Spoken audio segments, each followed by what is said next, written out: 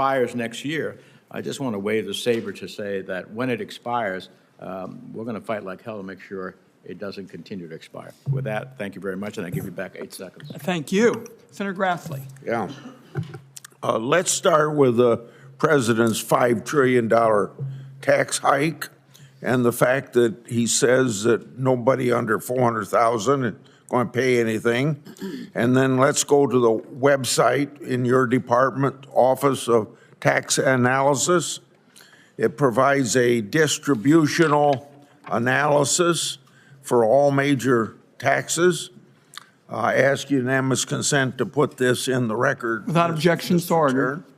This analysis shows that households with income below $310,000 bear approximately 37% of the corporate tax under current law. The fact is that millions of middle-class Americans with 401ks or IRAs bear the burden of the corporate taxes, as do workers in the form of lower wages. So my question, based on Treasury's own analysis of the corporate tax burden, isn't it true middle-class Americans will shoulder the burden of the president's tax hike to the tune of hundreds of billions of dollars?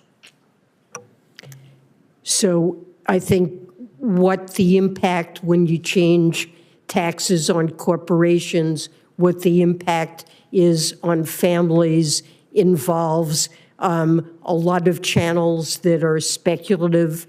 They are included in models that sometimes the Treasury uses for the purpose of analysis, but a tax that is levied on corporations that has no obvious direct effect on households, I don't believe the president would regard as raising taxes on families making under $400,000. Well, we all know that corporations are just a tool to pass through taxes to either management, consumers, or workers. And I think that it's realistic to say that the president's tax is going to hit people with either lower wages or salaries, or the consumers are going to pay it. I think if you look at the entire budget and the president's overall program, what you will see is a budget that not only reduces the deficit by about $3 trillion, but also invests in our economy in ways that especially benefit low-income workers and the middle class. It reflects an approach I've called modern supply-side economics, which is already showing itself to be tremendously effective in generating investment in our economy and is creating jobs all throughout the country. I want to move on. The president's budget purports to stabilize the national debt as a share of the economy at levels that rival World War II records. Even the Bloomberg editorial board, in a recent article that expressed support for much of the president's agenda, questioned the administration's math. This is because the budget relies on rosy economic and interest rate assumptions, along with many other gimmicks.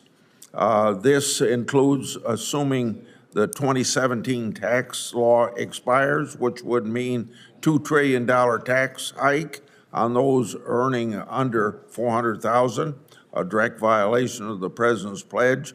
Rather than being fiscally responsible, doesn't the president's budget, by making no real effort to address runaway spending and the middle class up for a larger tax hikes down the road? Isn't that what the budget does? Well, I would strongly disagree with that description of the budget. First of all, the economic assumptions, if anything, are less optimistic than current data suggests.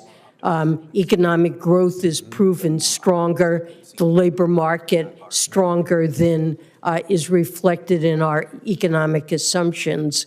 The economic assumptions do show a rise in interest rates, which does impact debt service cost.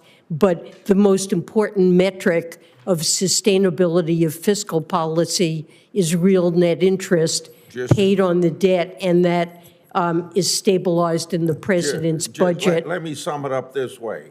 You're telling us much more optimistic than what we hear from our own Congressional Budget Office. Well, Time of the gentleman has expired. Senator Cassidy is next. Hey, Madam Secretary, thank you for being here. Madam Secretary, as we know, Social Security goes insolvent in 8 to 9 years. The president has not put out a plan. He's put out a series of talking points.